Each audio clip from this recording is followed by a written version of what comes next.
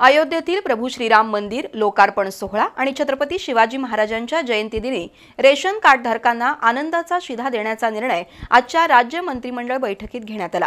दुसरीकडे पंडित दीनदयाळ उपाध्याय घरकुल जागा खरेदी अर्थसहाय्य योजनेतून घरं बांधण्यासाठी भूमिहीन लाभार्थ्यांच्या जागा खरेदीसाठीच्या अनुदानात दुप्पट वाढ करण्यात आली आहे। मात्र अशा प्रकारचं घरासाठी जागा खरेदी करण्यासाठी शासकीय अनुदान मिळतं हेच अनेकांना माहीत नाहीये।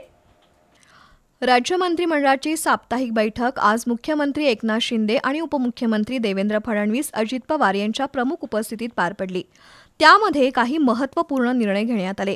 22 जानेवारी रोजी अयोध्येत श्रीराम मंदिर लोकार्पण सोहळा होणार आहे, तर 19 फेब्रुवारीला छत्रपती शिवाजी महाराजांची जयंती आहे। या दोन्ही दिवशी खास बाब म्हणून रेशन कार्ड धारकांना आनंदाचा शिधा देण्याचा निर्णय आजच्या बैठकीत घेण्यात आला। तसंच पंडित दीनदयाळ उपाध्याय घरकुल जागा खरेदी अर्थसहाय्य योजनेतून घरकुला बांधण्यासाठी भूमिहीन पात्र लाभार्थ्यांच्या जागा खरेदीसाठीच्या अनुदानात दुप्पट वाढ करण्यात आली आहे। सध्या हे अनुदान 50,000 रुपये दिलं जात होतं, ते आता 1,00,000 रुपये मिळणार आहे। याचबरोबर स्त्री शिक्षणाचे प्रणेते महात्मा ज्योतिबा फुले आणि सावित्रीबाई फुले यांच्या जीवनावर आधारित सत्यशोधक चित्रपट करमुक्त करण्यात आलाय। तसंच अतितीव्र कुपोषित बालकांसाठी नागरी बालविकास केंद्र सुरू करण्यालाही मंत्रिमंडळ बैठकीत संमती देण्यात आली। तर गावठाणातून स्थलांतरित न झालेल्या पाटबंधारे प्रकल्पग्रस्त लोकांना रोख रकमेचा पॅकेज देण्यात येणार आहे।